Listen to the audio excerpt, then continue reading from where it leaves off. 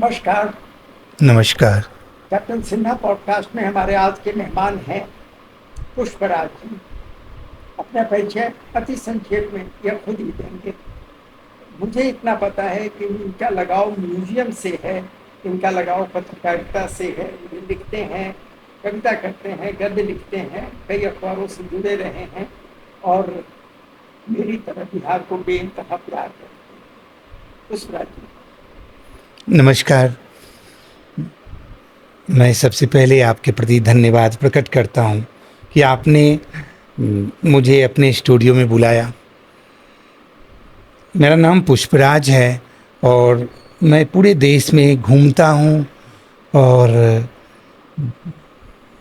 देश के किसानों, गरीबों से मिलता हूं, उनके बारे में लिखता हूं और सोचता हूं कि कुछ चीज़ें मैं खोज कर लाऊं जिससे कि बिहार की बेहतरी हो सके। बिहार की बेहतरी जी, मैं बिहार को खूबसूरत बनाने का सपना देखता हूँ। बिहार को बेहतर बनाना चाहते हैं और आप आज़ाद हिंदुस्तान में पैदा हुए, जब से बिहार को देख रहे हैं बिहार बदतरी की ओर बढ़ता चला गया और बिहार सबसे पिछड़े राज्यों में से एक है और अब तक हम और आप इसके लिए कुछ कर नहीं पाए। उम्र के ढलान पर मुझे ऐसा लगता है कि आपका सहयोग थोड़ा मिले तो आज हम अगले आधे घंटे 45 मिनट में लोगों को बताना चाहेंगे कि ये जो मौका है चुनाव का, इसमें हम ऐसा क्या कर सकते हैं कि एक बेहतर असेंबली, एक बेहतर गवर्नमेंट और एक बेहतर बिहार बन सके। आपके सुझाव। देखिए, जो चुनाव अभी सामने है, विधानसभा चुनाव, उसमें हर मतदाता को वोट देना चाहिए और अपना जो वह वोट करें, वोट के लिए एक हिंदी में शब्द है मतदान। हम कहते हैं इसको मतदान ना करें, दान में चीज़ें। हमारे बिहार में कहावत है, कानी गाय दान करते हैं लोग, लंगड़ी गाय दान करते हैं। हम कहते हैं हमारा वोट हमारी कानी गाय और लंगड़ी गाय नहीं है। हमारा वोट हमारे जीवन की सबसे बड़ी चीज़ है, हमारी नागरिकता की पहचान है, हमारा अधिकार है। इसलिए हम इसको सोच समझकर इसे दान न करें। इस मताधिकार को हम मजबूती के साथ, ताकत के साथ उस व्यक्ति को दें जो व्यक्ति हमारे सपनों को पूरा कर पाए। और अगर मन लायक सारे कैंडिडेट में से कोई न हो तो क्या नोटा दबाएं? बिल्कुल नोटा दबाएं। जी, नोटा दबाएं। तो जाने की क्या जरूरत है? थोड़ा सा रास्ते का पेट्रोल ही बच जाएगा। क्या क्यों जाएंगे? जब नोटा ही दबाना है तो क्यों जाएंगे? जी, नोटा इसलिए दबाएंगे ताकि कुछ पैसे खर्च हो, नहीं, पोल्यूशन बढ़े। नहीं, नोटा इसलिए दबाएंगे अगर कोई भी कैंडिडेट सही नहीं आया, यह मैसेज जाएगा लोकतंत्र में कि मतदाता जात के आधार पर, धर्म के आधार पर और पैसे के आधार पर वोट नहीं दे रहे हैं। वो अपने स्वाभिमान, अपनी स्वेच्छा और अपने नैतिक बल का प्रयोग कर रहे हैं। मुझे ऐसा लगता है कि मैसेज जाएगा। जी, बिल्कुल मैसेज जाएगा। साल में मैसेज नहीं गया कि फालतू लोग शासन करते रहते हैं। जी, भ्रष्ट लोगों के शासन में बिहार रहा है। जी, मैसेज क्या नहीं पहुंचा है? हर पार्टी ने अभी तक नेता ही नहीं बनाया। बताइए कोई पार्टी जिसने बिहार में एक अच्छा नेता खड़ा किया हो इस इलेक्शन के लिए? है ही नहीं। नाम बताइए कोई पार्टी, कोई नेता। आखिरी नेता तो मुझे जहां तक याद आ रहा है सब कर्पूरी ठाकुर थे या कोई ऐसे ही रहे होंगे। जी, मैं तो किसी नेता को जानता ही। लेकिन आप कर्पूरी ठाकुर की बात कर रहे हैं। नहीं, मैं कर्पूरी ठाकुर को नमस्कार कहता हूँ। जी, जी, जी, मेरे एक शब्द को पकड़िएगा तो नहीं, आपने चूंकि नेता की बात की। जी, जी, जी, अभी तो फिलहाल कोई जंगल राज दे रहा है, कोई और राज दे रहा है। किसी के बारे में कहा जाता है कि बूढ़ा हो गया है, किसी कोई है जो अब है ही नहीं। पार्टी का नेता था, इतने साल कुछ किया नहीं, गुजर गया, चला गया। पार्टी नेता विहीन है। जाति पर होता है, ये तो नाम बेकार रखा हुआ इन्होंने कि हाँ राष्ट्रीय जनता दल और जेडीयू और क्या क्या, ऐसे बेकार का नाम है। सीधा रखे ना जाति के नाम पर, ये उच्च वर्ण का है, ये ओबीसी का है, ये फलाना है, ऐसे नाम रखे। आगे और क्या बताऊं कि इसकी पार्टी है, उसकी पार्टी है। नेता तो नहीं है जी। कभी हाल में आए हैं, वो भी नेता नहीं, वो स्ट्रेटेजिस्ट हैं। आप नेता बनेंगे तो इस बार के रिजल्ट के बाद जी, मैं आपकी बात से सहमत हूँ कि जिस तरह से जातीय पहचान बिहार की बनाई गई और हर नागरिक को जातीय पहचान से जिस तरह से विभाजित किया गया, जी आपको ये पता है कि हम लोग लगातार रिजर्वेशन के दौर से गुजर रहे हैं और मंडल कमीशन आया, मंडल के बाद जो चीज़ें आई, अभी वर्तमान बिहार की सरकार ने, जो वर्तमान बिहार के मुख्यमंत्री हैं, उन्होंने कुछ दिनों पहले जातीय जनगणना का सपना देखा। आप जब जातीय जनगणना का उनका ड्रीम देखेंगे, कोई सिनॉप्सिस नहीं है। वो कह रहे हैं जातीय जनगणना से ही हम सबसे कमजोर की गरीबी मिटाएंगे। जी, कहा जाता है कि जो चीज कभी नहीं थी वो एक दिन नहीं रहेगी। एक लॉ है, यूनिवर्सल लॉ। सूरज, चांद, ये सब एक दिन नहीं थे, बने और एक दिन गायब हो जाएंगे। कुछ नहीं रहेगा, ब्रह्मांड नहीं रहेगा, जातिवाद बिहार का रहेगा, ये जा ही नहीं सकता है। संविधान बनाने वालों ने भयंकर गलती कर दी। यह रहेगा, जब तक जातिवाद रहेगा तब तक परिवारवाद रहेगा, तब तक भ्रष्टाचार, तब तक अपराध भी रहेगा, सब कुछ रहेगा। इससे ऊपर जाने की ताकत नहीं। इसको खत्म करने का एक ही तरीका है कि जहां जहां रिजर्वेशन, उस चीज को ही खत्म कर दो, सारे प्राइवेटाइज कर दो, जॉब ही कम कर दो, कुछ भी, तभी जा करके होगा। नहीं तो उसको, जिनको वोट लेने का और कोई तरीका नहीं मालूम है, वो तो जातिवाद का ही वोट लेंगे ना कि आप किस जाति के हैं। हम लोग काफी देर से बात कर रहे हैं, न तो मैं इंटरेस्टेड हूँ जानने में कि आप किस जाति के, न उसका कोई फायदा होगा, न मेरी कोई जाति। हमारी एक जाति है जो आपकी जाति है, एक ही गोत्र जी के, देखिए, दोनों बिहारी हैं, आदरणीय, हम बिहारी जाति। हमारे राज्य का जो नाम है हम गलत इस्तेमाल करते हैं, बिहार, या विहार है, विहार है, नहीं, विहार है, विहार है। वो विहार का रिश्ता पूरी तरह से बुद्ध से है। और बुद्ध ने कहा कि मनुष्य स्वयं एक जाति है। बुद्ध ने मनुष्य को जाति के रूप में देखा। जी, और एक पुस्तक है काशी प्रसाद जायसवाल की, वह है अंधकार युगीन भारत। हमारी समझ यह है कि जब अंधकार युग था तभी जातियों का जन्म हुआ। मैं आपके इतिहास में इंटरेस्टेड है, मैं भविष्य में, आप एक तरीका बताइए कि बिहार से जातिवाद खत्म हो जाए, बोलिए। जी, बिहार की युवा शिक्षित है। भाई देवे, मैं अप्रिशिएट करना चाहूँगा, एक नई पार्टी आई है और उसके जो मुखिया हैं वो जाति की बात नहीं करते हैं। मुझे एक बात उनमें अच्छी लगती है, शायद और बातें अच्छी लगे या नहीं, कि वो जाति पर वोट नहीं मांग रहे, वो किसी और तरह से मांग रहे हैं।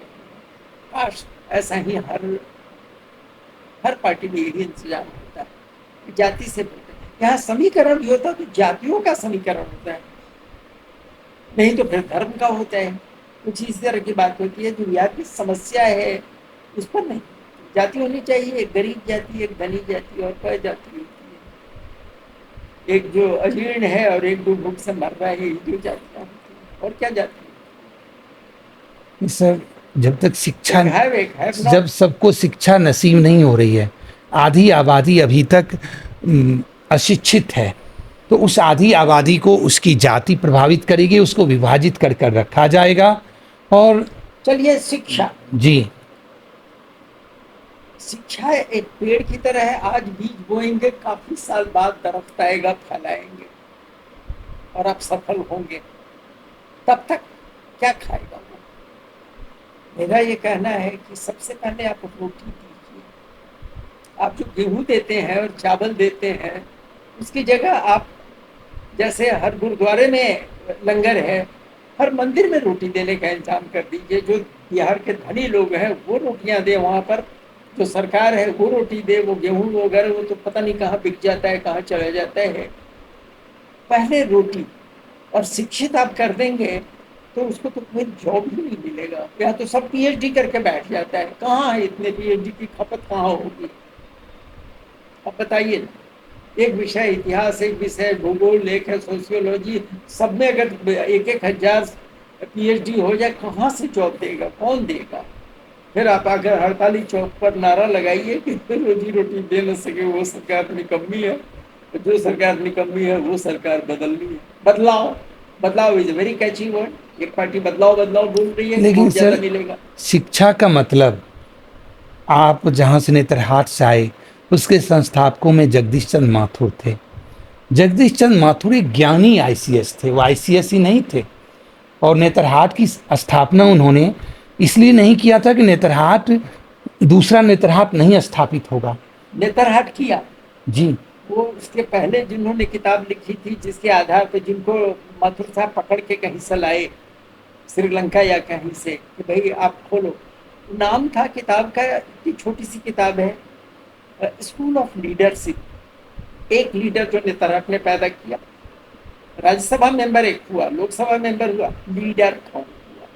नेतरहाट ने एक लीडर पैदा नहीं किया। Netarhat can make followers. एक अपने से कम पढ़े लिखे आदमी के पीछे हाथ बांध करके 100 नेतरहाटियन घूमते हुए दिखाई पड़ेंगे। लीड नहीं करता है नेतरहाटियन, हिम्मत नहीं उसमें कहने का कि मैं तुमसे ज्यादा क्वालिफाइड हूँ, मेरी बात सुनो। तुम्हारे हिसाब से नहीं चलेगा। आपने कोट कर दिया माथुर साहब, कोट कर दिया Netarhat. Netarhat is a grand failure. बोलिए आप माथुर साहब के बारे में। मैंने कह दिया जो कहना था, मैं वहां का हूँ। The school is a grand failure. Leader ही नहीं बनाया, इसमें कोई आईएएस बन गए, सर्वेंट। जी, आईएएस क्या होता है? सर्वेंट होता है, सर्विस लगा हुआ है उसके पीछे। आईसीएस से आईएएस हो गया, सिविल सर्विस था, अब वो एडमिनिस्ट्रेटिव सर्वेंट्स है। लीडर कहाँ बना? मुख्यमंत्री कौन बना नेतरहाट से? किताबों पर, माथुर पर, बड़ी बड़ी चीजों पर इतिहास और मजबूत इतिहास ने जो दिया है 2025 में हम सबसे पिछड़े राज्य में है। कुछ और उपाय बताइए जी। पहले नौकरी दीजिए, पहले शिक्षा मत दीजिए। शिक्षा का मतलब जागरूकता है, वह जागरूकता जो मनुष्य को मनुष्य की गरिमा प्रदान करे। एग्री। जैसे आपने, बहुत अच्छा लगा मुझे कि आपने गुरुद्वारे के लंगर की चर्चा की। गुरुद्वारे के लंगर की सबसे बड़ी कसौटी यह है कि जो एक ट्रक आज वहाँ लेकर आया है लंगर के लिए कोई व्यापारी, वह रोटी पकाएगा, खिलाएगा, थाली भी धोएगा, लेकिन वहाँ उसका नाम नहीं लिखा जाएगा। एक हाथ से दान करो, दूसरे हाथ को पता न चले। हमारी सरकारें आज राशन दे रही है तो भाषण भी दे रही है, हम लोगों को, इतने करोड़ लोगों को भिखारी बनाकर उनको खिला रहे हैं। आपने अच्छा कहा कि वो अपना नाम नहीं देता। हमारे यहाँ तो सड़क से बड़ा साइन बोर्ड टंगता है जी बिल्कुल, के हाथों कर कमलों से जी सड़क का उद्घाटन। जी, मैं अभी कुछ दिन पहले, 2 महीने पहले, बड़ा साइन बोर्ड होता है पुल का। सर 2 महीने पहले मैं गुरुद्वारा गया था। लंगर खाने जब बैठा, हमने देखा कि 200-300 लोग बाढ़ पीड़ित थे। जब खाने के बाद हमने पूछा तो बताया कि वो कपड़े भी उनके बह गए, वो लंगर में आ गए, गुरुद्वारा ने उनको सब कुछ दे दिया वापस। जी। अपनी समस्या, हमारे पास चंद रोज बचे हैं, टिकट का बंटवारा हो रहा है, टिकटार्थी आ चुके हैं, एक पर एक। अभी 2 दिन पहले बात हुई, 82 साल के लोग टिकट लेने के लिए आए पड़े हैं। टिकट मांगने वो आता है जो इच्छाएं भरी होती है, जिसमें जो चक्रवर्ती बनना चाहता है, एक इलेक्शन में जीत करके सम्राट बन जाएगा, सम्राट अशोक बन जाएगा, चंद्रगुप्त बन जाएगा, नहीं बनता है। लेकिन उसी उम्मीद से लोग आते हैं। बिहार को कौन पूछता है? सब अपने लिए आए हैं टिकट मांगने के लिए। उपाय बताइए, क्या कहेंगे आप टिकट बांटने वालों से? देखिए, टिकट बांटने वाले, आपने एक व्यक्ति की तरफ इशारा किया कि वो जाति को प्राथमिकता नहीं दे रहे हैं, वो जाति के बिना वोट मांगने की बात कर रहे हैं। उन्होंने पलायन, रोजगार, युवाओं की समस्या को मुद्दा बनाया है, अच्छी बात है। बाकी बात तो समय सहमत नहीं हूं, जी, लेकिन वो जाति पर जी जी, बिल्कुल आप सही कह रहे हैं। इस बात से सहमत नहीं हूं, कहते कि मैं दारू खुलवा दूंगा, लेकिन मैं उनको कभी वोट ना दूं। जो आदमी बोले कि मैं दारू चालू कर, जी ने एक अच्छा काम किया, दारू बंद करवाएगा, नहीं आपसे संभल रहा है, संभाल के दिखाए। मैं जानता हूँ ऐसे लोगों को जो दारू पूरा बंद करा सकता है। जोगी को बुला लीजिए कुछ दिन के लिए, चीफ मिनिस्टर बंद करवा देगा। नहीं, देखिए, वो अपने इसलिए कि आप एक पब्लिक प्लेटफॉर्म बात कर रहे हैं, हम जोगी जी के तरीकों से भी सहमति नहीं प्रकट कर सकते हैं। और मुझसे आप बात कर रहे हैं तो जोगी जी से आदरणीय, नहीं आदरणीय, मैं आपसे बता रहा हूँ, नहीं जोगी जी के पहले अभी नहीं, मैं, आपने लीडर की बात की, मैं अभी शंकर गुहा नियोगी के शहादत दिवस में छत्तीसगढ़ जा रहा हूँ। शंकर गुहा नियोगी श्रमिक नेता थे, उन्होंने अपने क्षेत्र में शराबबंदी कराई थी। उन्होंने यह कहा कि हमने मजदूरों की मजदूरी 5 रुपये से 75 रुपये इसलिए नहीं कराई थी वो शराब पी जाए। शंकर गुहा जैसे योगी, जैसे मसीहा, गरीबों के मसीहा ने जिस तरह से शराबबंदी कराई, हमारे पास वही मॉडल लाना पड़ेगा। और कभी भी एक पढ़े लिखे व्यक्ति को ऐसे पॉलिटिशियंस जो योगी जी बुलडोजर चलाते हैं और इस तरह की बातें करते, फिरका परस्ती की बातें करने वाले नेताओं के बारे में पढ़े लिखे लोगों को चर्चा नहीं करनी चाहिए। योगी जी फिरका परस्ती की बातें करते हैं, जी आपने कहा, जी। कब की है? एक तारीख बताइए। इस पब्लिक प्लेटफॉर्म पर, यहाँ इस माइक पर आप वो चीज नहीं बोल सकते हैं जो आपकी भावना है, लेकिन आपके पास कोई सबूत नहीं है। कब उन्होंने फिरका परस्ती की बात की? लेकिन फिरका परस्ती से कोई अगर प्रताड़ित कर रहा है किसी को, अगर माइनॉरिटी वोट के चक्कर, वोट बैंक के हक से अगर मेजोरिटी को तंग कर रहा है, किसी दर्जी का गला काट देता है अपनी मर्जी से, कब्जा ऐसा करता है, उसको बंद करवा रहे हैं बुलडोजर से। सलाम बुलडोजर को, पूजा करेंगे बुलडोजर रख करके, नहीं, ऐसे होता है। देखिए मैं देखिए हाईकोर्ट कहता है आदरणीय, देखिए मैं एक ह्यूमन राइट ऑर्गेनाइजेशन से जुड़ा हूं जिसका नाम PUCL है। जस्टिस तारकुंडे उसके फाउंडरों में थे। ह्यूमन राइट्स जी। और PUCL कोई NGO नहीं है। PUCL ने देश में इनकाउंटर पर रोक लगाया। जब इमरजेंसी में इनकाउंटर किया जा रहा था, हजार लोगों को इनकाउंटर किया जा रहा था, तारकुंडे कमेटी की रिपोर्ट के आधार पर इनकाउंटर पर रोक लगा। इसलिए कभी भी और कमीशंस नहीं जानता। इसलिए आपने जिस तरह से कहा, आदरणीय, जिस तरह से आपने कहा कि हम बुलडोजर को सलाम करते हैं, हम योगी जी के बुलडोजर को सलाम नहीं कर सकते हैं। ठीक है जी। मैं एक चीज जानता हूँ जी, अगर आप भिड़ गए हैं कि आप हमको डरा देंगे, तो उससे पहले मैं आपको डरा दूंगा। अगर आप धड़ अलग करने के लिए चलेंगे तलवार लेकर, मेरी तलवार आपसे पहले चलेगी। अब आपका मानवता, ह्यूमन राइट को जो कहना है कहते हैं। दो तरीके हैं, या तो डर कर या डरा कर। मैं डर कर नहीं जीना चाहता, लेकिन डरा कर भी नहीं जीना। जो व्यक्तिगत बातें आप कर रहे हैं, भारत के संविधान में, भारत के कानून में इस तरह का कोई अधिकार सत्ता को नहीं है कि वह कोर्ट के बदले खुद बुलडोजर चलाकर, तो यहाँ पर बुलडोजर केवल उस पर चला है जहां अतिक्रमण हुआ है। एक केस बताइए जो बिना अतिक्रमण के बुलडोजर चल गया हो, एक केस। फिर अपने एलिगेशन को वापस ले लीजिए। एक केस बताइए जहां अतिक्रमण नहीं हुआ। अतिक्रमण का इस्तेमाल कर हाईकोर्ट वाला भी कहता है, न्यायमूर्ति कहता है ऐसे तो नहीं हो सकता, तो नहीं हो सकता, तो आप जो कर रहे हो वो भी नहीं हो सकता। दादागिरी तो न्यायमूर्ति भी नहीं कर सकते। उत्तर प्रदेश में कई ऐसी घटनाएं हुई हैं जहां निर्दोष लोगों पर, जिन पर की कोर्ट ने कोई इस तरह की बातें नहीं की है कि उनका घर तोड़ दिया जाए, उनका घर तोड़ा गया और यह गलत हुआ है। लाइन है उसके इधर पश्चिम में उत्तर प्रदेश और पूरब में बिहार है। जमीन एक है, मिट्टी एक है, उर्वरा शक्ति एक है, आबो हवा एक है, सब कुछ एक जैसा है, संस्कार एक है, DNA एक है। क्या हाल है कि एक जगह हॉस्पिटल में घुस के मार दिया, एक कैंडिडेट बनना चाह रहा था इंडिपेंडेंट, रात में खत्म कर दिया कोई राय, उसको खत्म कर दिया गया। आपको पसंद है ये चीजें? आपको मानवता अधिकार जो है, अरे दानवों के लिए मानवता अधिकार? मैं तो दानव भरे हुए हैं चारों तरफ जो इस तरह की हत्या करते हैं, और आप मानवता अधिकार की बात और फलाना कमीशन और फलाना कमीशन। नहीं जनाब, प्रैक्टिकल बात कीजिए। आज आप इस कैमरे के सामने हैं, मेरी बात, आपकी बात सब सुन रहे हैं, प्रैक्टिकल कीजिए, थ्योरी छोड़ दीजिए। हम लोग हटे थोड़ा सा माथुर के जमाने से, और इससे जहाँ नेतरहाट बनाया था और नौकर बन रहे हैं नेतरहाट से। अरे एक लीडरशिप का स्कूल खोलो भाई, लेकिन हमने माथुर जी की पार्टी में एक बड़ा लीडर है जिसको पूरा इंडिया जानता है, बताइए ना। यहाँ तो बाप के बदौलत है, बाप के बेटे, उनके बेटे, उनकी बेटी, यही चल रहा है। सत्ता में, विपक्ष में, इधर उधर सब जगह। बंगाल लीडर है, मैं नाम नहीं बोलूंगा क्योंकि निष्पक्ष बोलूंगा, लेकिन जो लीडर है उसको तो पूरे विश्व में भी लोग जानता है। बिहार का लीडर बनाइए जिसको विश्व में कोई जानता है। आप यंग हैं, लीडर नहीं बने। आप मुझे कहेंगे कि मैं ही नहीं बना, चलिए हम दोनों ही गलत। मैं भी तो अपने परिवार के लिए हवाई जहाज उड़ाते रहे, पैसे कमाता रहे, सर, कहाँ लीडर बन सका? मनुष्य- अब लीडर बनने आता तो मार देता जान से। सर, यहाँ अगर तो जंगल राज था। अगर हम पढ़े लिखे नहीं हैं तो हम जात के आधार पर, धर्म के आधार पर, पैसे के आधार पर, नोट के आधार पर गलत व्यक्ति को वोट देते हैं, गलत व्यक्ति को नेता मान लेते हैं।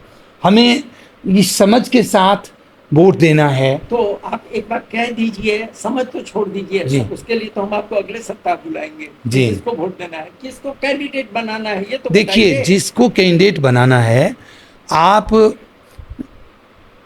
उसी को कैंडिडेट बनाएं जो भी टिकट दे रहे हैं, जो व्यक्ति लोगों की भलाई का काम करता हो, जो व्यक्ति लोगों की सुख के लिए अपने सुख का त्याग कर सकता हो, जो व्यक्ति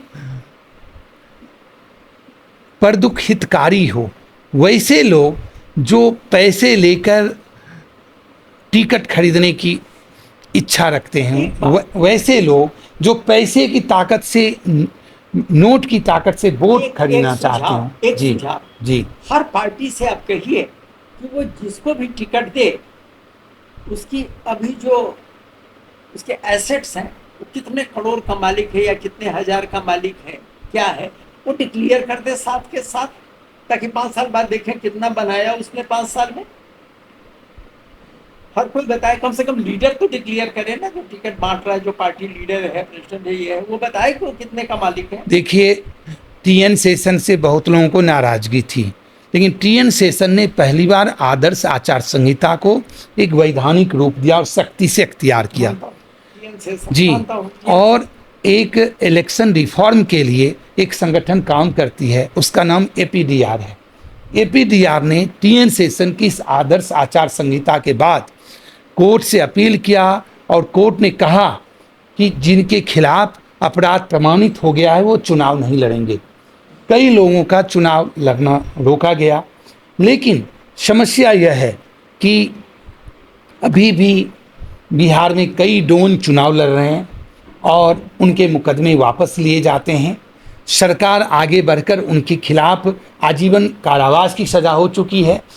अभी इस बार तो किसी डॉन को टिकट मिल गया क्या? आपके पास नाम हो तो बोलिए, सारी जनता सुने कि किस डॉन को टिकट दिया जा रहा है। कई डॉन, मैं नाम नहीं लेना चाहता हूँ, कई डॉन मैदान में हैं। किन्हीं का टिकट मिला है या नहीं? किन्हीं का पुत्र एमपी हो चुका है। कोई अब डॉन के पुत्र को तो मत सजा दीजिए ना, लेकिन उनकी पूरी योग्यता अगर डॉन का पुत्र होना ही है। अभी जो डॉन जंगे मैदान में आ रहे हैं, जब वो जेल में थे, उनकी विधायकी चली गई थी, उन्होंने अपनी पत्नी को विधायक बना दिया, तो उनकी पत्नी तो उनके पत्नी होने के आधार पर विधायक बनी थी। इसलिए वो कहेंगे कि कहाँ लिखा है कि पत्नी को आप नहीं देंगे सीट? संविधान में कहाँ लिखा है कि पत्नी किसी पे नहीं बन सकती? जिस संविधान में नहीं लिखा है, लेकिन एक जनता के बीच ये लोकतंत्र है और लोकमत ऐसा बनना चाहिए कि अपराधी अपनी पत्नी को अपने आधार पर एमएलए ना बनाए, एमपी ना बनाए। अगर कानून नहीं है तो आप केवल हाथ जोड़कर रिक्वेस्ट ही कर सकते हैं। जी देखिए, पार्टी के जो लीडर हैं, 4 पार्टियां हैं, 5 पार्टी है, उनसे आप कह दीजिए कि भाई डॉन को टिकट मत दें। एक बड़े अपराधी जिन्होंने एक एमएलए, बड़े संत विधायक थे, अजीत सरकार नाम था, उनकी हत्या में वो जेल में थे। उन्होंने जेल में रहते हुए अपनी पत्नी को सांसद बनाया और उनकी पत्नी सांसद ने उनको सीबीआई से क्लीन चिट दिलवाया। इसलिए आप जो कह रहे हैं कि उनको, पत्नी को सांसद बनने का अधिकार है या नहीं, सांसद तो बन ही गई, लेकिन अपने पति को भी क्लीन चिट करवा दिया। इसलिए जनता की बात, जी, जनता कह गया तो बताइए। नहीं, जनता सब कुछ जान रही, जनता सब कुछ जान रही है कि जो भाभी जी सांसद बनी वो भाई साहब के नाम पर बनी। कि तो आपने और हमने दिया था जी, तो किसी को क्यों दोष दे रहे हैं? नहीं, किसी को दोष नहीं देना चाहिए, लेकिन हम दोष खुद को दे रहे हैं कि हम जो वोटर हैं अपने आप को सजग करें, सचेत करें और हम वोट जात के आधार पर, धर्म के आधार पर नहीं दें। अपराध से दूरी रखें, अपराधियों से घृणा करें अपराधियों से लोभ लाभ जाति पाति का कोई रिश्ता न रखें। आप अगर मैं कहेंगे तो मैं आपकी तरफ से कहूँ, गेस्ट आप हैं, बोलना आपको है, आपसे ज्यादा मैं बोलूँ अच्छा तो नहीं जी लगेगा। जी, मेरा निवेदन है, जितनी भी पूंजीवादी पार्टियां हैं, पूंजीपति पार्टियां हैं, पूंजीपति पार्टियां मतलब अब ये पूंजी आपने कहाँ से जोड़ दिया? आप क्या गरीबों की पार्टी बनाना चाहते हैं, निर्धन की भिखमंगों की पार्टी बनाना चाहते हैं? जी आपने चाइना पूंजीवादी है, आप क्या नहीं, मार्क्सिज्म बोल रहे हैं? आपने बहुत सही कहा कि आज के डेट में जब बिहार की जो कम्युनिस्ट पार्टियां हैं, कल ही मैं सुन रहा था किसी को, आपके पास पूंजी होगी तो बराबर बराबर पूंजी बांटेंगे, गरीबी को आप बांटेंगे तो बराबर बराबर गरीबी जी बांटेंगे। लेकिन पूंजी को मत हेट कीजिए, पूंजी आने दीजिए। मैं चाहूंगा, लोग बोलते हैं ना अंबानी अडानी, अरे मैं चाहता हूँ 40 करोड़ अंबानी अडानी हो जाए, बहुत बढ़िया है अंबानी अडानी। लेकिन 140 करोड़ मैं नहीं हूँ तो मैं उसको हेट करूँ? वो अपनी मेहनत से बना है, मैं भी अपनी मेहनत से बनने को मेरे पास मौका है, नहीं मौका। लेकिन आदरणीय, हमारा जो संविधान है वो समाजवादी लोकतंत्र की बात करता है, पूंजीवादी लोकतंत्र की कल्पना नहीं करता है। समाजवादी लोकतंत्र मतलब समता मूलक आप जो प्रियम्बल में जो डाला हुआ है सोशलिस्ट वर्ल्ड, जिसके साथ में सेकुलर डाला गया था, रात के अंधेरे में चुपके से आप उसकी दुहाई दे रहे हैं? क्या उसकी चर्चा नहीं करनी चाहिए? फुर्सत में काट के उसको निकालता अगर मेरे पास ताकत होती तो। बेईमानी है, संविधान को खराब किया गया है। एकदम समझदार सरकार आएगी, वो दोनों वर्ड निकाले जाएंगे। संविधान वो रहेगा जो अम्बेडकर ने बनाया, डॉक्टर राजेंद्र प्रसाद ने बनाया, एक बड़ी सभा थी उसने बनाया। मुझे सारे नाम नहीं याद है इसलिए दो का नाम मैंने बता दिया, लेकिन आप इतिहास में वहां जाइए, वो नहीं जो इमरजेंसी के दौरान दो वर्ड घुसाए गए अपनी सुविधा से ठगने के लिए। आप एक कंट्री को बांट के एक तरफ आप करते हैं रिलीजन का और एक तरफ करेंगे सेकुलर, ये कौन सा विभाजन हुआ है?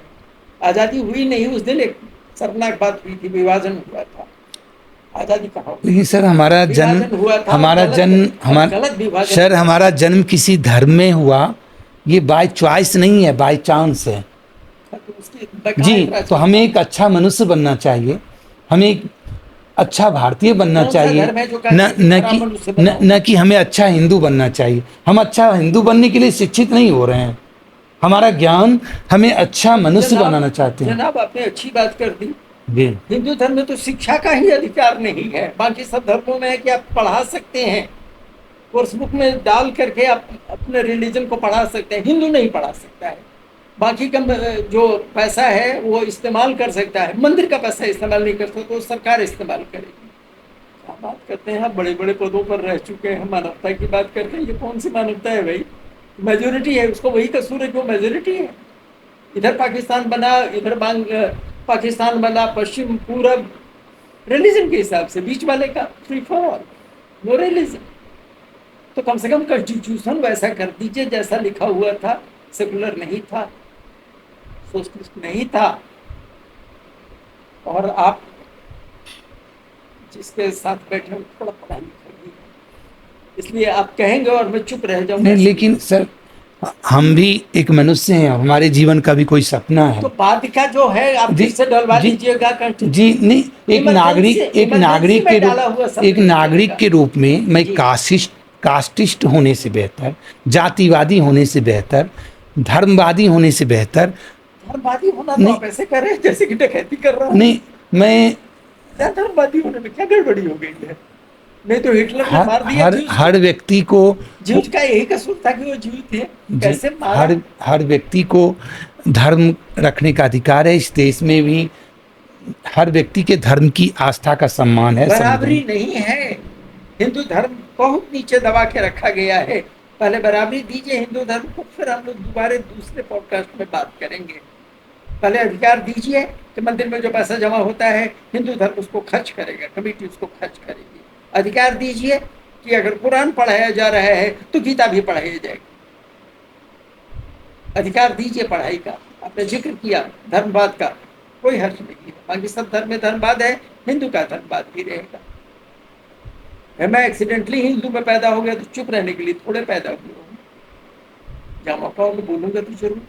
लेकिन मैं तो सर फासिस्ट होने से बेहतर मैं एथिस्ट होना चाहूंगा। मैंने कब कहा कि मैं फासिस्ट हूँ और या नहीं, आप नहीं कह रहे हैं, लेकिन एक हवा बह रही है, एक हवा चल रही है। हवा से नहीं चलता। आप नहीं चलेंगे, लेकिन एक भीड़ चल रही है। सबसे बढ़िया वो है जो अज्ञेय हैं, जी जो कहते हैं कि मैं जानता ही नहीं कि गॉड है या नहीं है। अगर कहेंगे तो मैं अज्ञेय बात हूँ, लेकिन फिर भी अगर किसी के नाम के चलते अगर मुझे दबाया जा रहा है तो आवाज तो सर, लेकिन 2600 वर्ष पहले बुद्ध ने कहा ज्ञान ही ईश्वर है। हम ज्ञान की खोज क्यों ना करें, हम ज्ञान की तरफ क्यों ना जाएं?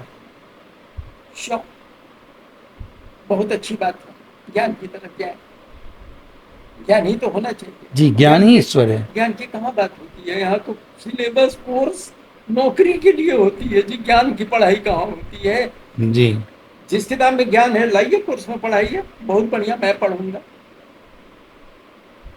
लेकिन यहाँ ज्ञान की बात नहीं, यहाँ जो पढ़ाई होती है नौकरी, हड़ताली मोड़ पर अपना सर्टिफिकेट लेकर खड़ा होता है, रोजी रोटी दे न सके वो सरकार निकम्मी है। पढ़ाई होती है केवल नौकरी के लिए। तो मैं कहता हूँ स्किल सिखाइए और उसको इस लायक बनाइए कि वो रोटी कमा सके। आप हड़ताल के खिलाफ हैं? हड़ताली चौक का मैंने नाम जी दिया था। जी जी, हड़ताली चौक मैंने तो बस इतना ही जी कहा था। जी जी। आप कुछ देर पहले बात कहेंगे, अच्छा आपने हड़ताली पे पहले हॉ कहा तो आप हॉ के खिलाफ है। अच्छा, इतनी जाति तो मत कीजिए, बोलने दीजिए। हड़ताली चौक पर ही आदमी खड़ा, उसके आगे नहीं जाने देते हैं तो वो आंदोलन करता है। बहुत बढ़िया है, पूरे इंडिया में एक ही चौक है हड़ताली चौक, हमारे बिहार में, जहाँ आदमी भड़ास तो निकाल लेता है, बोल तो लेता है।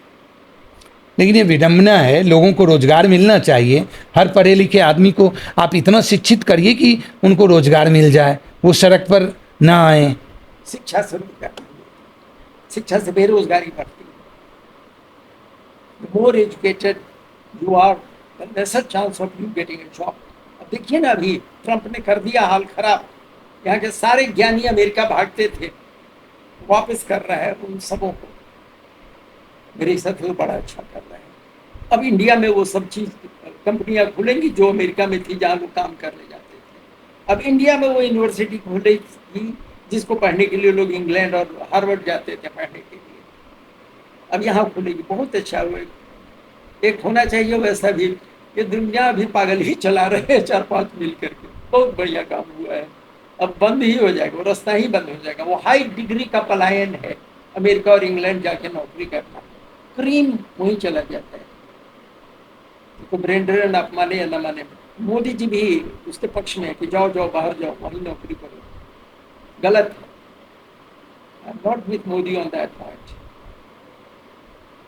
यहाँ खुले कंपनी, जो बड़ी बड़ी कंपनियां यहाँ खुली, जब हमारे ही बच्चे वहां जाकर काम कर रहे थे, यही काम करें। और नहीं तो स्किल सिखाइए।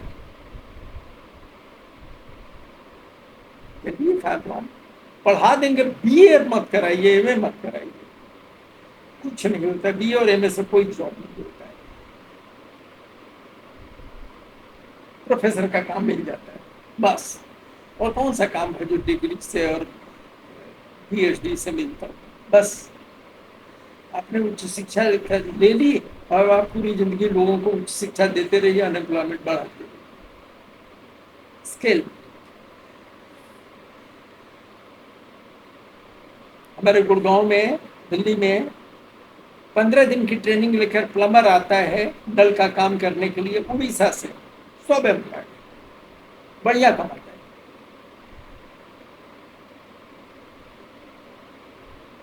देखिए कभी यार करके आपको, जो अब तक कहा जा रहा है ना कि शिक्षा दीजिए तो उससे एम्प्लॉयमेंट हो जाएगा, प्लीज ऐसा मत करिए।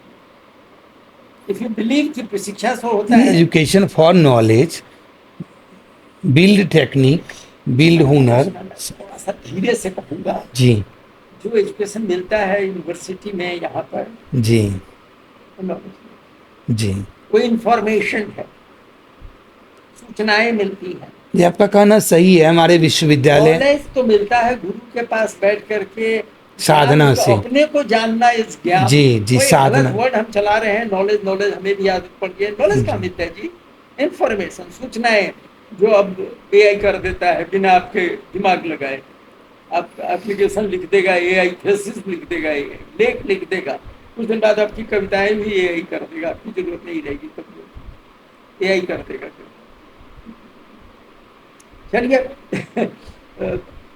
मुझे थोड़ी सी शर्मिंदगी महसूस हो रही है कि आपसे ज्यादा मैं बोलता रहा, आप गेस्ट थे। नहीं आपने बात जमी नहीं आपने लेकिन आपको मैंने इसलिए बुलाया है कि आप सुझाव दीजिए। नहीं आपका एक आपने कहा कि जो गुंडा एलिमेंट्स हैं उनको टिकट मत देना, बहुत बढ़िया सुझाव। इनका सुझाव नोट किया जाए, 4 पार्टी वाले गुंडा एलिमेंट को आप टिकट न देंगे तो चुनाव के बाद भी मैं। और दूसरा, पैसे के आधार पर कोई व्यक्ति 5 करोड़ लेकर 10 करोड़ लेकर आपके पास खड़ा है, पैसा लेकर वोट न दें। चुपके से जरा बता दीजिए क्या रेट जा रहा है टिकट का। देखिए जो अभी सीटिंग, मैं कह रहा हूँ आपसे, जो सीटिंग एमएलए हैं, हमारे सीटिंग एमएलए, मैं अपने सीटिंग एमएलए के खिलाफ कंप्लेन लेकर उनके पार्टी के राज्य अध्यक्ष के पास गया। मैं नाम नहीं लेना चाहता हूँ वो पार्टी कौन सी है। तो सीटिंग एमएलए की गलती क्या थी? सीटिंग एमएलए की गलती यह थी कि उन्होंने जिला शिक्षा पदाधिकारी से कहा कि हमारे अंदर जितने विद्यालय हैं हमारे विधानसभा में, उस विद्यालय में हाई स्कूल में कितने फंड हैं वो फंड की लिस्ट दे दो। तो डिस्ट्रिक्ट एजुकेशन अफसर ने उनको दे दिया फंड का लिस्ट। मुझसे उन्होंने कहा कि देखिए मेरे पास ये लिस्ट आ गई है। मैंने उनसे कहा आप यह मत समझिए कि विद्यालय कोष विधायक कोष है, आप इसमें हाथ नहीं डाल सकते हैं। और हर विद्यालय में वो कहने लगे इस विद्यालय के पीछे गरीब जनता है जिनको जमींदारों ने सताया हुआ था, उसको रास्ता दो विद्यालय से।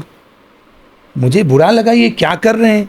तो मैं उनके पार्टी के अध्यक्ष के पास गया, कहा कि आपके पार्टी का विधायक तो बहुत विचित्र कर रहा है।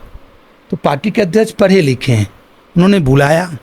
कौन पार्टी है भैया, मैं भी सुनना चाहूँगा जहाँ पढ़ा लिखा दे। जी तो मैं कह रहा हूँ वो बुजुर्ग हैं वो, और जी सांसद रह चुके हैं और बुलाया। जी तो उन्होंने बुलाया और पूछा कि आपको पता है कि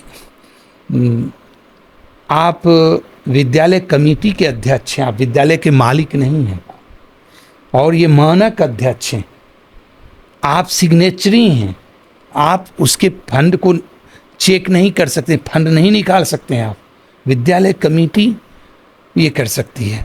और आपने फंड निकालने के लिए अपनी मोनोपोली के लिए पूरी कमेटी भी भंग कर दिया, ऐसी जानकारी मिली है। तो उन्होंने कहा हाँ कर सकते हैं।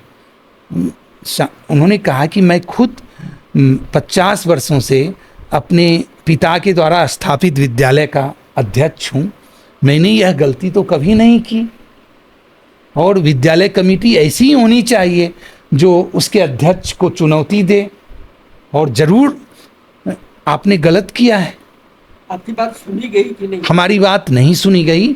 और वो व्यक्ति जो विधायक जी हैं बूढ़े हो चुके हैं, 75 से ज़्यादा उम्र है, लेकिन इतनी कमाई उनकी हो चुकी है कि वो कुछ करोड़ रुपया लेकर अपने पार्टी के जो उनकी जुड़ी है टिकट देने वाली, सबके पास खड़े हैं, और पूरी कोशिश उनकी रहेगी कि वो 5 करोड़ 10 करोड़ देकर भी टिकट ले लें।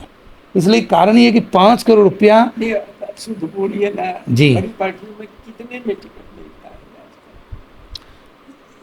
है? देखिए बताइए कोई केस। देखिए मैं आपको एक उदाहरण देना चाह रहा हूँ। अभी क्या रेट? अभी मुख्यमंत्री जी के दाएं बाजू के व्यक्ति पर कल परसों में भ्रष्टाचार का आरोप आया है। मुख्यमंत्री जी, बिहार के मुख्यमंत्री के दाएं बाजू के व्यक्ति पर 200 करोड़ से बड़े भ्रष्टाचार का आरोप आया है। अच्छा, हाँ, वो जन स्वराज वालों ने लगाया है। जी, थोड़ी सी जानकारी आप ले लें। जब सब कुछ नहीं, आदर नहीं है, सब कुछ, जब यहाँ भ्रष्टाचार कोई छुपी हुई चीज नहीं है, सब कुछ खुला हुआ है। लेकिन ये जो अभियोग लगाया गया है, मैं उन्हें लाइक करूं या नहीं करूं, लेकिन बड़ा नहीं, मैं आपसे एक बात बताना चाह रहा हूँ। नहीं सुना जाए, आप पढ़े लिखे व्यक्ति हैं। अब मीडिया यहाँ पर 2008 से नीतीश कुमार ने एक अलग किस्म की मीडिया बनाई। उस मीडिया का नाम है सकारात्मक मीडिया। अच्छा, जिसके द्वारा आप शायद प्रतिबंधित जी। तो नीतीश कुमार जी ने 2008-14 के बाद शुरू हुआ, नीतीश कुमार जी इस मायने में बहुत अव्वल और बहुत ही पारंगत व्यक्ति हैं कि उन्होंने 2008 से ही यहाँ एक चीज़ स्थापित कर दी कि जो मेरे खिलाफ खबर होगी वो नहीं छपेगी। इस बात की जांच करने के लिए पूर्ववर्ती सरकार में, मैं कह रहा हूँ कि नरेंद्र मोदी से पूर्व जिस सरकार को प्रगतिशील सरकार कहा जाता था, सुनिए, जी मना नहीं किया होगा। उन्होंने कहा कि अगर आप छापेंगे इनकी पुष्पराज जी की बातें, अगर आप छापेंगे तो मैं आपको एडवर्टीजमेंट नहीं दूंगा, और सारे अखबार एडवर्टीजमेंट पर चलते हैं। देखिए, यही उन्होंने किया होगा। उन्होंने मेरे नाम से तो कोई बात नहीं लिखी है, लेकिन उन्होंने जो विज्ञापन नीति बनाई उसे आपको काट दिया नहीं, वो गया। विज्ञापन नीति में यह दर्ज है कि सकारात्मक खबरें छपेगी। सकारात्मक खबरें का मतलब है कि उनके अखबार रोज उनका पीआरडी का आदमी और पीआरडी के साथ साथ पत्रकारों का एक समूह है जो मुख्यमंत्री जी का खासम खास है, वो ऐसी खबरों पर नजर रखते हैं जो सरकार की कोई आलोचना, सरकार की आलोचना का मतलब यह है कि अगर बलात्कार हो गया है, हत्या हो गई पारू में, मुजफ्फरपुर में, वह खबर भी पटना में नहीं छपनी चाहिए, इससे सरकार की छवि खराब होगी। क्यों? यहाँ एक स्थापित सुशासन है, सुशासन राम राज्य है, आदरणीय है। यह अन्यथा में न लें कि 20 वर्षों से नीतीश कुमार बिहार के मुख्यमंत्री हैं, मतलब बिहार उनके नेतृत्व में कुछ दिन के लिए उन्होंने मांझी जी को बनाया था। 20 वर्षों से नीतीश जी के नेतृत्व वाली सरकार चल रही है जिसको सुशासन कहा जाता है, उसमें 17 वर्ष से भाजपा भी शामिल है। भाजपा ने कभी भी नीतीश कुमार की गड़बड़ियों पर लगाम नहीं लगाई। गलत गलत, ऐसा नहीं होना चाहिए जी। और मैं कह रहा था, आप भ्रष्टाचार की बात कर रहे थे सर, एक मिनट। आपसे और आप जैसों से मेरी गहरी सहानुभूति है, जिन्हें इसलिए दबाया गया है कि वो गोदी जो आपने शब्द इस्तेमाल किया उसमें बैठने के लिए तैयार नहीं है और अपनी बात रखते हैं। आपसे मैं कहूँगा कि जिस हाल में भी हैं अपनी आवाज़ को डरने मत दीजिए। तो आप भ्रष्टाचार का एक उदाहरण मैं दे रहा हूँ। नीतीश जी के 2 मंत्रियों ने, एक ने अपने बेटे को, एक ने अपने बहू को चुनाव के मैदान में उतारा पिछले पार्लियामेंट में। क्या यह भारत की मीडिया, बिहार की मीडिया नहीं जान रही थी? क्या सचेतन लोग नहीं देख रहे थे कि बिहार सरकार के 2 मंत्रियों ने अलग अलग दलों से, एक ने अपने बहू को, एक ने अपने बेटे को उतारा, दोनों ने टिकट खरीदा। मैं सुना जाए, मैं आपसे यह कह रहा हूं कि सुशासन कितना प्यारा सुशासन शब्द है, सुशासन कितना गरिमामयी है कि एक अपने बेटे को उतार रहे हैं एक दूसरी पार्टी से, उस पार्टी से नहीं जिसमें वो मुख्यमंत्री, जिसमें वो मंत्री हैं। 5 करोड़ के रेट से, जी, वो रेट उन्होंने काफ़ी रेट दिया और उन्होंने एलजीपी का कैंडिडेट बनाया और इन्होंने एलजीपी का कैंडिडेट बनाया, एक ने एलजी लोक जनशक्ति पार्टी, जी एलजेपी हुआ, तो एक ने लोक जनशक्ति पार्टी का कैंडिडेट बनाया, एक ने कांग्रेस का बनाया। जानकारी मिली कि दोनों को पैसा खर्च करना पड़ा। ठीक है, पैसा राहुल जी तक नहीं पहुंचा, तो जो हार गए उनसे पूछा गया, उनके पिता से, आपने क्यों उतारा, पैसा तो आपका डूब गया। का नहीं हम बिहार, सुन लीजिए, अगर इसी तरह से टिकट इस बार भी बिकेगा, भूल जाइए कि बिहार बेहतर होगा। जाइए पंजाब, जाइए गुजरात, थप्पड़ खाइए, वहाँ फसल काटिए और मजदूर एक्सप्रेस में सवार हो जाइए, मजदूर एक्सप्रेस में सवार होकर जाइए। वरना पूछिए, वोट मांगने आते हैं उनसे पूछिए कि टिकट क्यों बेचते हो 5 करोड़ में। जब तक टिकट बेचते रहोगे, हम शक्ति वाला जो है श्रम शक्ति और क्या क्या नाम है, तो जिनको सुशासन कहा जाता है, उन्होंने कभी अपने दोनों मंत्रियों से नहीं पूछा कि आप ये कौन सा काम कर रहे हैं। पॉडकास्ट, हमारा ये पॉडकास्ट कितने लोग देखेंगे नहीं पता, लेकिन जो भी देखेंगे अगर वो सहृदय हैं, समझदार हैं, तो आपकी ये जो बात है, आपकी करा मैं कहूँगा, तो सुनेंगे। ये 20 साल से प्रतिबंधित है क्योंकि ये सही खबर देना चाहते हैं और इन पर प्रतिबंध है, इनका लेख नहीं छापा जाता है अखबारों में। जर्नलिस्ट होकर भी जर्नलिस्ट नहीं है, आगे मैं क्या कहूँ। तो और कुछ कहना हो तो आप कह दें, वरना हम इस आज के संवाद को जी, मैं आपको धन्यवाद प्रकट करता हूं कि आपने मुझे बुलाया। हमारी आपसे कुछ चीज़ों पर असहमति ज़रूर दिखी, लेकिन इस बात पर हम दोनों साथ हैं कि बिहार को खूबसूरत बनना चाहिए, और खूबसूरत बनाने की जिम्मेवारी हमारे एक वोट में है। जिस वोट को हम सोच समझ कर दें, लेकिन सबसे बड़ी जिम्मेवारी अभी जो दलों के प्रमुख हैं, दलों के बिहार राज्य प्रमुख हैं, उनकी जिम्मेवारी है वे सही व्यक्ति को टिकट दें जो हम बिहार का भाग्य बदल सके। बहुत बहुत धन्यवाद। धन्यवाद। नमस्कार। नमस्कार।